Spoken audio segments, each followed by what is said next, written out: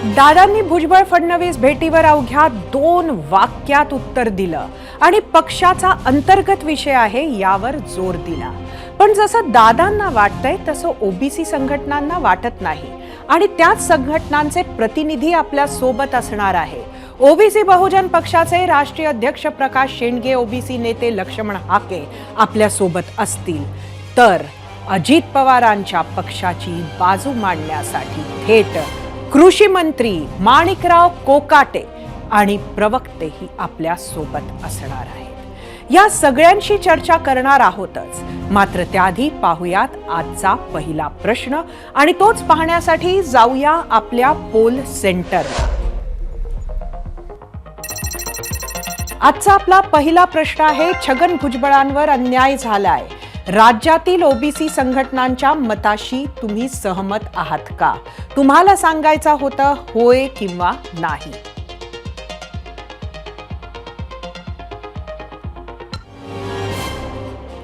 याच प्रश्नावर चर्चा करण्यासाठी आता थेट जाऊयात आपल्या गेस्ट सेंटरला, जिथे आपल्या सोबत आहेत ओबीसी बहुजन पक्षाचे राष्ट्रीय अध्यक्ष प्रकाश शेंडगे, ओबीसी नेते लक्ष्मण हाके, तर अजित पवार पक्षाचे आणि आपले राज्याचे कृषी मंत्री माणिकराव कोकाटे आणि भाजपचे मुख्य प्रवक्ते केशव उपाध्ये.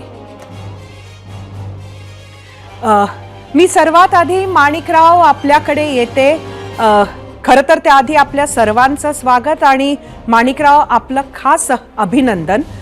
एकंदरीत एक नाराजी नाट्य छगन भुजबळांचं गेल्या 8 दिवसांपासून सुरू आहे. नक्की पक्षाची काय भूमिका आहे? त्यांच्यावर अन्याय झाला ही जी काही भूमिका ओबीसी संघटनांना वाटते त्याबद्दल आपण काय म्हणाल?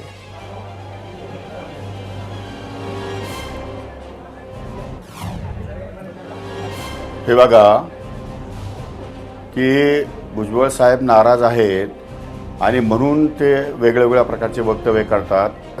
अशा प्रकारचा संदेश मीडियामध्ये फिरतोय. परंतु त्यांची नाराजगी त्यांनी पक्ष पातळीवर अद्याप कोणाशीही बोलणी केलेली नाही. त्यांनी दादाशी बोलणी करायला हवी आणि दादांची बोलणी केल्यानंतर ते नाराज आहेत की नाही, का नाराज आहेत, कशामुळे नाराज आहेत, या सगळ्या गोष्टीची चर्चा होईल ना पक्षांतर्गत. त्यामुळे पक्षांतर्गत त्यांनी पहिली चर्चा करावी आणि त्यानंतर त्याच्यावरती काय असेल ते वक्तव्य करावं अशी आमची मागणी. पण दादांशी भुजबळ का बोलणं करत नाही असं आपल्याला वाटतं माणिकराव?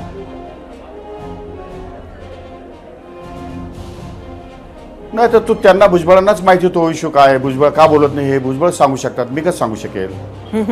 एकंदरीत एक असं होतं की भुजबळांनीच सांगितलं पाहिजे की ते का बोलत नाही दादांशी. दादा हे बघा, दादा आमच्या पक्षाचे राष्ट्रीय अध्यक्ष आहेत आणि जो काही निर्णय घ्यायचा ते संपूर्ण अधिकार आमच्या वतीने दादांना आहे. त्यामुळे त्यांना कोणाशी जमून घ्यायचं, कोणाला काय सांगायचं, कोणाला काय जबाबदारी द्यायच्या ही दादांची या ठिकाणी भूमिका आहे आणि त्यांनी भूमिका ती अतिशय प्रामाणिकपणे निभावतात. आतापर्यंतचा माझा अनुभव असा आहे की दादा अतिशय स्वयंभूपणे आणि ताकदीने या ठिकाणी उभे राहतात कार्यकर्त्यांच्या मागे. आणि एकदा एक शब्द दिला की शब्द पाळणारे नेते, म्हणजे कमिटेड पॉलिटिशियन म्हणून जी इमेज आहे दादांची ती संपूर्ण महाराष्ट्राला माहिती आहे. काय नवीन काही नाही त्याच्यामध्ये. पण सध्या दादांवरच नाराजी दिसते भुजबळांची, तर त्यांनी दादांशीच बोललं पाहिजे. सध्या भुजबळांची नाराजी ही दादांवर. त्याला काय औषध नाही, दादांवर नाराजी असेल तर त्याला आमच्याकडे काय औषध नाही. आपल्याला काय वाटतं? त्याला काय औषध आमच्याकडे असू शकत नाही ना. जर दादांवर नाराजी असेल, आमच्या अध्यक्षावर नाराजी असेल तर मग बोलण्यात काय अर्थ नाही. एकंदरीत छगन भुजबळ यांना आमच्या अध्यक्षावरच जर अविश्वास आहे, नाराजी असेल तर मग बोलण्यात काय अर्थ आहे? माणिकराव, एकंदरीत जर बघितलं तर 17 ओबीसी मंत्री हे आत्ताच्या कॅबिनेटमध्ये आहे. असं असताना सुद्धा छगन भुजबळ यांना जर मंत्रिपद दिलं नाही तर ओबीसींवर अन्याय होतोय, ही भावना आपल्याला कितपत योग्य वाटते? नाही, ती अजिबात योग्य नाही. सर्वात प्रथम मी राज्याचे मुख्यमंत्री देवेंद्रजी फडणवीस, उपमुख्यमंत्री अजितदादा आणि उपमुख्यमंत्री सन्माननीय एकनाथजी शिंदे साहेब या तिघांचं मनापासून अतिशय अभिनंदन करेल की या तिघांनी अतिशय विचार करून हे मंत्रिमंडळ बनवलेलं आहे. सर्व समाजाच्या लोकांना प्रतिनिधित्व देत असताना याचं प्रतिबिंब जनमानसामध्ये कसं चांगलं पडेल असा विचार त्यांनी साधक बाधक विचार करून आणि हे मंत्रिमंडळ या ठिकाणी स्थापन केलेलं आहे. त्यामध्ये 17 लोकांना ओबीसीच्या लोकांना न्याय मिळालेला आहे, 16 मराठा समाजाच्या लोकांना न्याय मिळाला आहे, 2 आदिवासी आहेत, 2 SC आहेत, त्यात एक मुस्लिम आहे. अशा प्रकारचे सर्व समावेशक या ठिकाणी मंत्री त्यांनी घेतले आणि प्रत्येकाला या ठिकाणी न्याय देण्याची भूमिका घेतली आहे. माणिकराव, नुकताच एक 3 दिवस आधी आम्ही छगन भुजबळांचा एक इंटरव्ह्यू केला. त्यामध्ये त्यांनी या पाठीमागची, त्यांच्या या वक्तव्याच्या पाठीमागची भूमिका मांडली. त्यांचं म्हणणं असं होतं की एकंदरीत जेव्हा ओबीसींचा विषय ऐरणीवर होता तेव्हा या 17 पैकी कुठलीही व्यक्ती ओबीसींच्या बाजूनं उभं राहिली नाही. मी उभा राहिलो म्हणून मला घेतलं नाही तर अन्याय होतोय ओबीसींवर, अशी भावना आहे असं त्यांचं म्हणणं आहे. मला एक सांगा की भुजबळ साहेबांच्या वतीने किंवा भुजबळ साहेबांच्या नंतर कोणीतरी ओबीसीचा नेता असेल की नाही, की भुजबळ साहेब तर आहेत ओबीसीचे नेते असणार आहे का?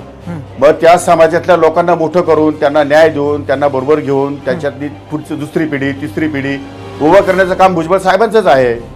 म्हणजे ते इतर जे लोक आहेत, समजा शेंडगे आहेत, त्याच्यानंतर भरणे आहेत, त्याच्यानंतर बाकी सगळे जे लक्ष्मणराव आहेत, ही सगळी ओबीसीची माणसं यांना कधी मोठं करणार, हे कधी नेते होणार आणि कधी समाजाच्या वतीनं लोकांशी बोलणार किंवा सरकारशी भांडणार?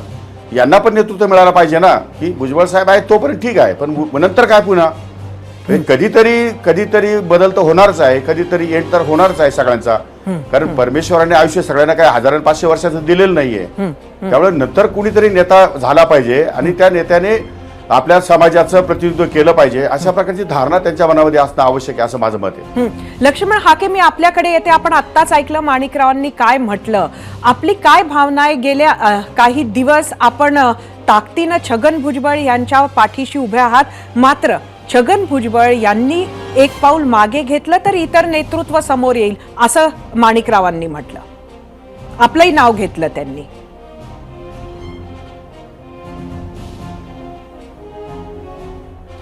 ठाकरे साहेबांचं खरं तर मी ते जे मत व्यक्त करतायत एवढं वरवरचं हे प्रकरण मला वाटत नाही. कारण भुजबळ साहेबांचा एकूण वकूफ पाहता, आवाका पाहता, या महाराष्ट्राचे मुख्यमंत्री महोदय माननीय देवेंद्र फडणवीस साहेब असतील, गिरीश महाजन असतील, चंद्रशेखर बावनकुळे असतील, ते व्यक्त होत असताना ते व्यक्त होत असताना अतिशय सावध पद्धतीनं ते व्यक्त होत आहेत. भुजबळ साहेबांबद्दल एकदम आदरात्मक बोलतायत. परंतु अजितदादा पवार साहेबांचं आणि छगनरावजी भुजबळांचं त्यांच्या पक्षीय पातळीवरती असं नक्की काय झालंय की जेणेकरून छगनराव भुजबळांना बाजूला सारावं लागलं आणि इतर लोकांना पुढे घ्यावं लागलं? हा दिसतो तेवढा वरवरचा विषय नसून या महाराष्ट्रामधल्या तमाम ओबीसींच्या मनामध्ये एक डावलले गेल्याची भावना निश्चित आहे. आणि ओबीसीच्या बाजूनं ठाम भूमिका घेणं, ओबीसींच्या बाजूनं संविधानात्मक भूमिका घेणं, ओबीसींचं आरक्षण धोक्यात येतंय म्हणणं, अशा पद्धतीची ठाम भूमिका घेतली म्हणून माननीय छगनरावजी भुजबळांना डावललं जात आहे का? हा मेसेज आहे हा पूर्ण महाराष्ट्रामध्ये. मी आज बघा, तुम्ही मला फोन केल्यानंतर मी पंढरपूरहून पुण्यापर्यंत पोहोचलोय.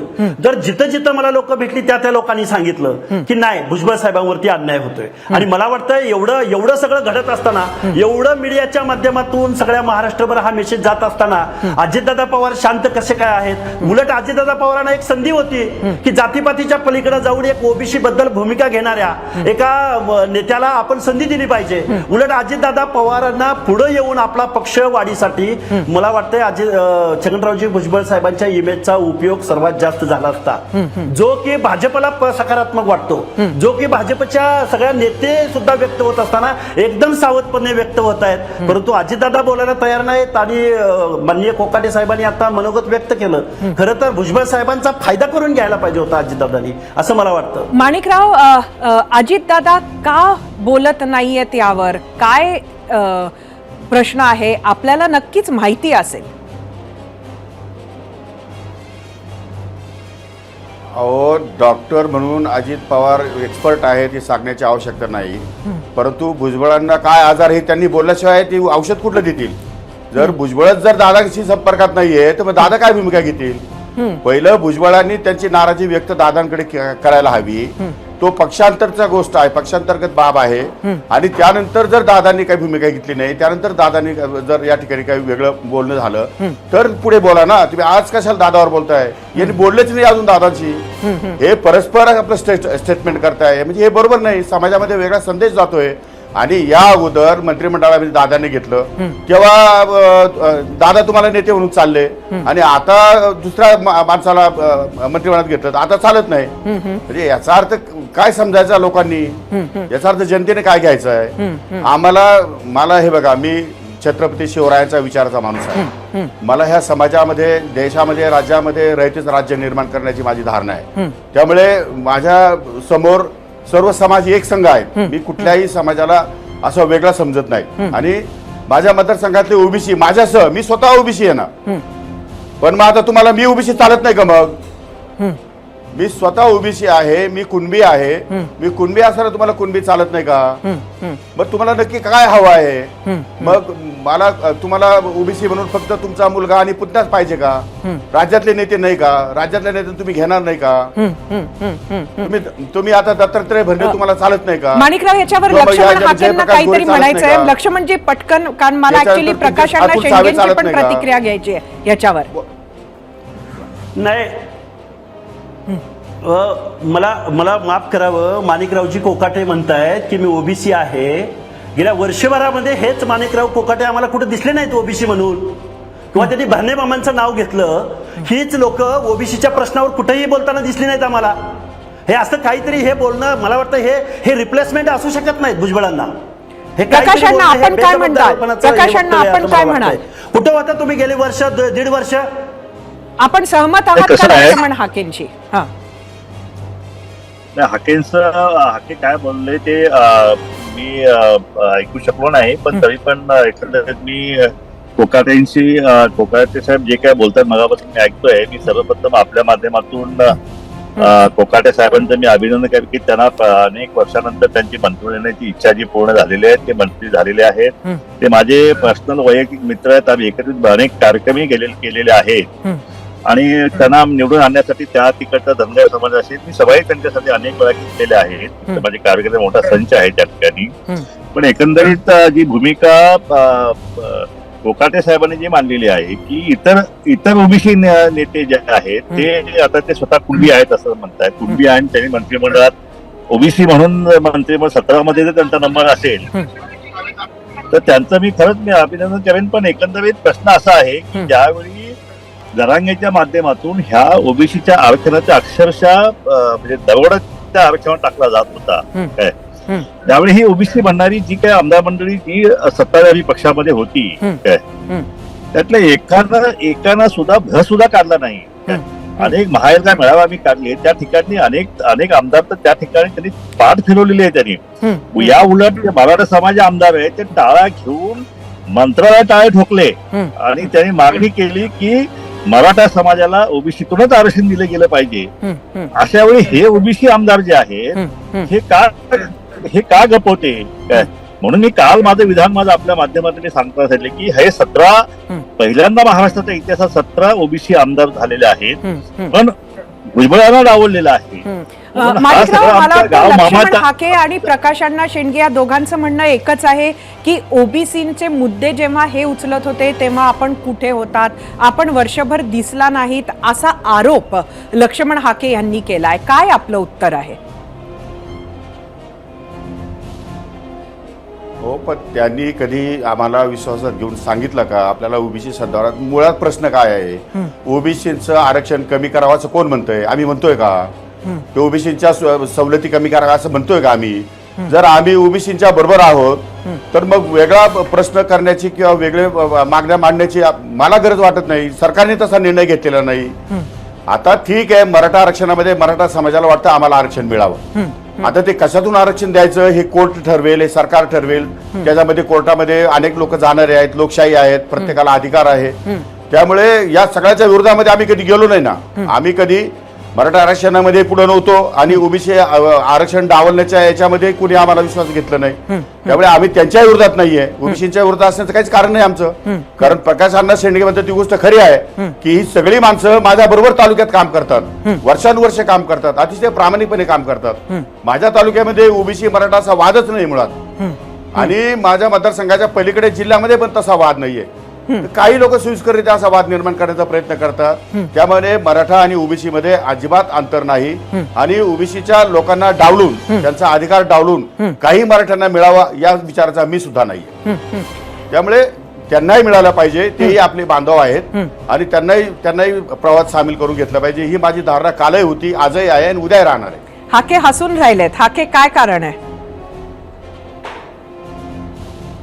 नाही, हे बघा, हे हे हे हे तकलादू ओबीसी नेते, ह्यांची कुठलीही अडचण नाहीये यांना, आणि हे भुजबळांची रिप्लेसमेंट घ्यायला चाललेत.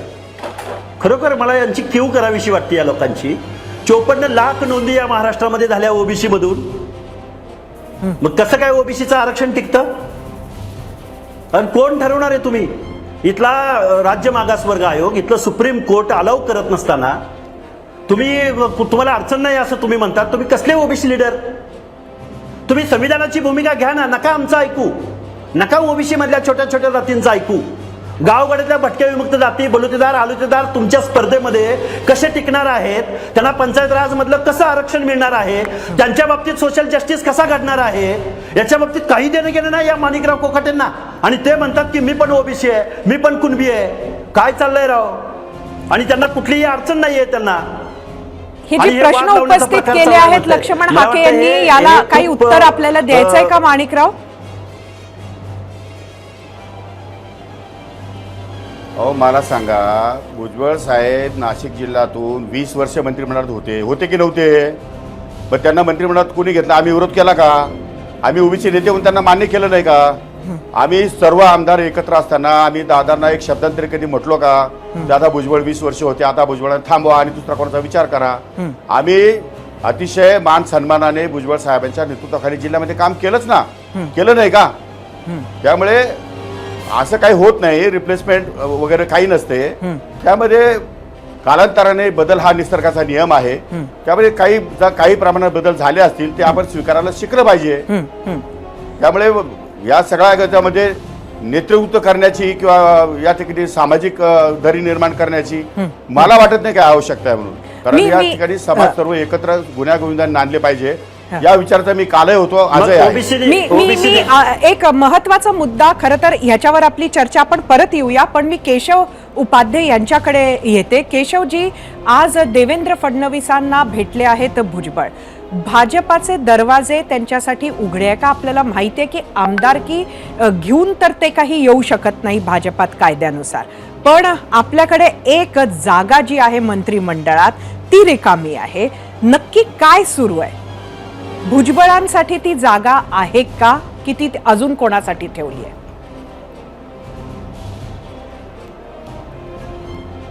धन्यवाद सरिताजी, या चर्चेमध्ये मला सामावून घेतलं. म्हणजे खरं म्हणजे ही चर्चा सगळी बघत होतो आणि नेमकं जे सुरू आहे त्याच्यामध्ये काय बोलावं असा प्रकारचा पहिला प्रश्न मनात आला होता. माझी विनंती की मला सलग बोलण्याची संधी आपण द्याल, कारण बऱ्याच वेळा मी चर्चा ऐकत होतो.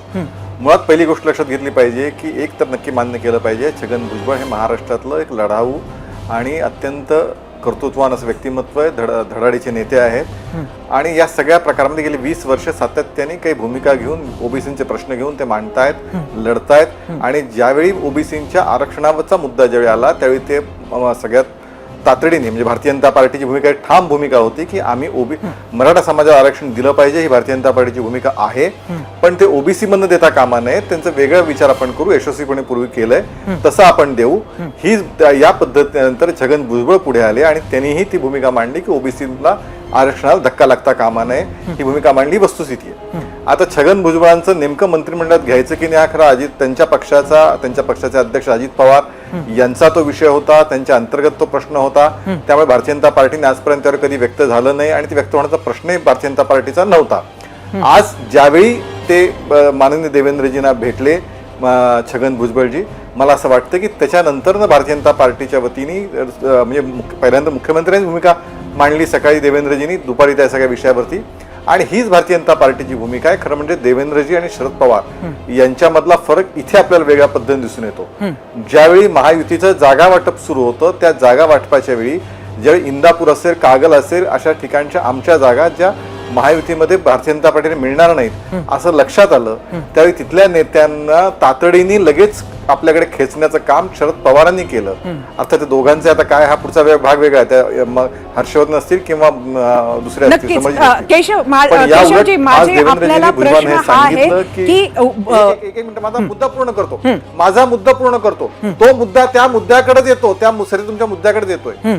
त्यांनी सांगितलं की तुम्ही थोडे दिवस थांबा, हा या सगळ्या विषयामध्ये आपण एकत्रित बसू, तुमचं नेतृत्व मोठं आहे आणि मुळामध्ये भारतीय जनता पार्टीचा डीएनए हाच मुळात ओबीसी म्हणून मानला जातो, त्यामुळे तुम्ही थांबा, तुम्ही घाई करू नका. एक आणि दुसरं असं आहे की खरं म्हणजे तुम्ही जुन्या पत्रकार आहात, तुम्हाला सगळ्यांना माहिती असेल की प्रमोद महाजन आणि बाळासाहेब ठाकरे यांच्या काळात एक करार झालेला होता, ज्यावेळी ते दोघांनी भारतीय जनता पार्टी आणि शिवसेनेची युती केली होती की इंट्रा ट्रेडिंग करायचं नाही, इंट्रा हाऊस ट्रेडिंग करायचं नाही, आपापसामध्ये कुठल्याही प्रकारचं एकमेक देवाणघेवाण करायची नाही, या प्रकारचा एक करार होता.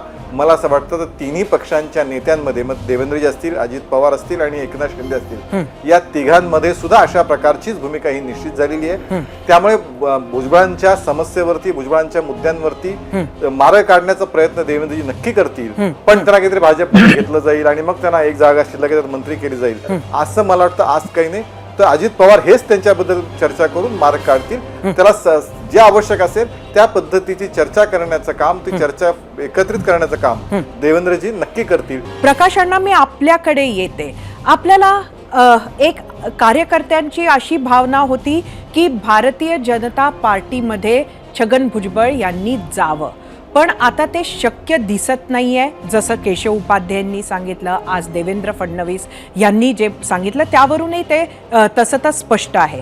आपल्याला काय वाटतं, अजित पवारांच्या राष्ट्रवादी काँग्रेसमध्ये छगन भुजबळांचं खरंच आता भविष्य आहे का? मी कालच माध्यमांच्याकडे भूमिका मांडलेली आहे. या पक्षाची स्थापना ही भुजबळ साहेब नसते ह्या पक्षाची स्थापना झाली नसती.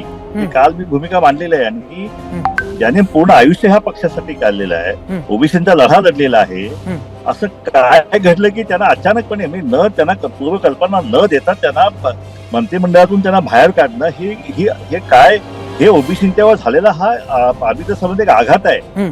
जरी 17 मंत्री त्या ठिकाणी त्यांनी घेतले असले, मी त्यांचा अभ्यास केलेला आहे, पण मी कालच म्हणलंय की हा सगळा गाव मामाचा आहे, यातला एकही आमच्या कामाचा नाहीये.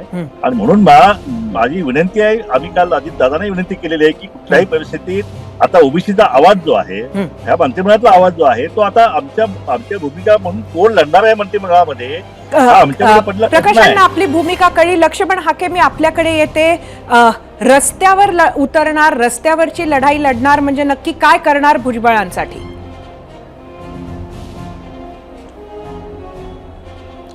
नाही, विषय असा आहे, आमच्या ओबीसी समोर अनेक प्रश्न आहेत. पंचायत राज मधलं आरक्षण गेलेलं आहे.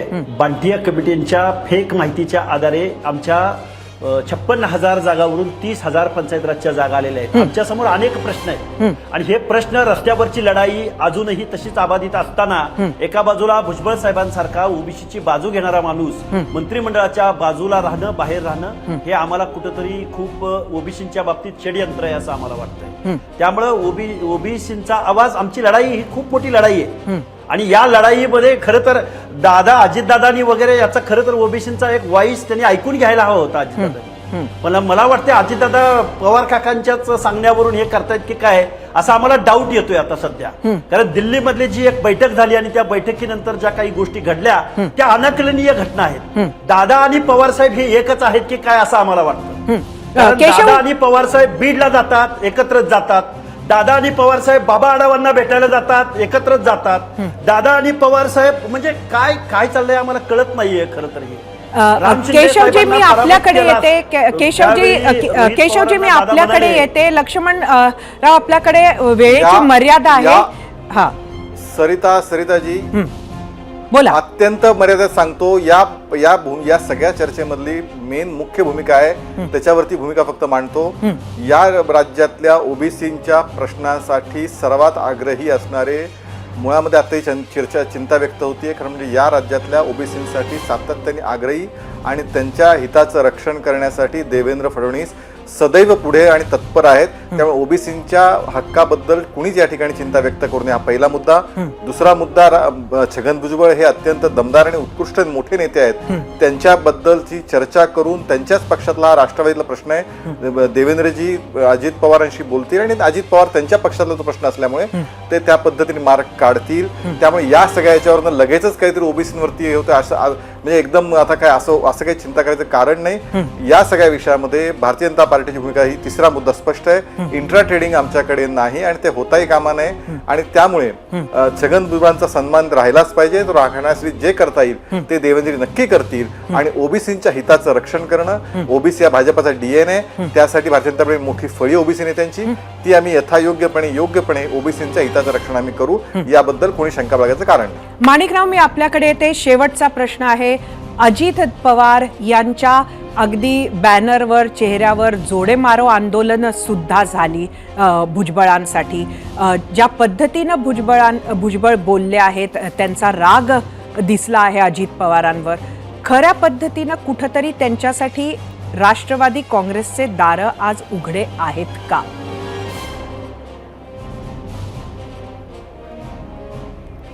प्रश्न असा आहे की ते जोपर्यंत दादाशी बोलणार नाही तोपर्यंत कुठेही याच्यातून मार्ग निघणार नाही.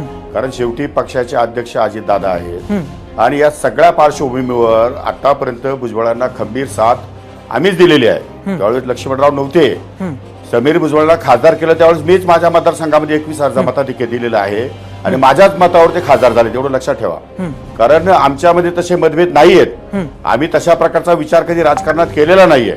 त्यामुळे आम्ही सर्व एकत्र असताना सर्व समाजाच्या लोकांनी एकत्रितपणे भूमिका बजावून भुजबळ साहेबांच्या पाठीमागे खंबीर साथ उभी केलेली आहे आणि आज सुद्धा आम्ही भुजबळ साहेबांच्या बरोबरच आहोत. आम्ही कुठं नाहीयेत, आम्ही नाही असं नाही. केवळ मंत्रिमंडळामध्ये समावेश न झाल्यामुळेच आमच्यावरती अन्याय झाला, अशा प्रकारची भूमिका घेणं म्हणजे मला योग्य वाटत नाही असं माझं मत आहे पर्सनली. आणि म्हणून जर त्यांना जर काही न्याय हवा असेल किंवा काही चर्चा करायची असेल तर त्यांनी दादाशीच चर्चा करावी. दादाशी चर्चा केल्याशिवाय यातून मार्ग निघणार नाही असं माझं मत आहे. आणि उपाध्यायांनी जे या ठिकाणी वक्तव्य केलं आहे ते एकदम बरोबर आहे, त्यांची भूमिका योग्य आहे. त्यांची देवेंद्र फडणवीस अतिशय सक्षम आहे, म्हणजे सर्व समाजाला न्याय देणारं ते नेतृत्व आहे आणि ते सगळं 100% करतील. परंतु आमच्या पक्षांतर्गतला हा विषय असल्यामुळे दादांनी तो विषय सोडावा आणि दादांकडे भुजबळांनी आपली कैफियत मांडावी अशी माझी या ठिकाणी रास्त मागणी आहे. नक्की आपल्या चौघांचेही खूप खूप धन्यवाद. प्रकाश अण्णा, केशव, माणिकराव, लक्ष्मण हाके, आपल्याला वेळेची मर्यादा आहे त्यामुळे आता आपल्याला इथेच थांबावं लागेल. परत एकदा आपले धन्यवाद. एबीपी माझा, उघडा डोळे बघा नीट.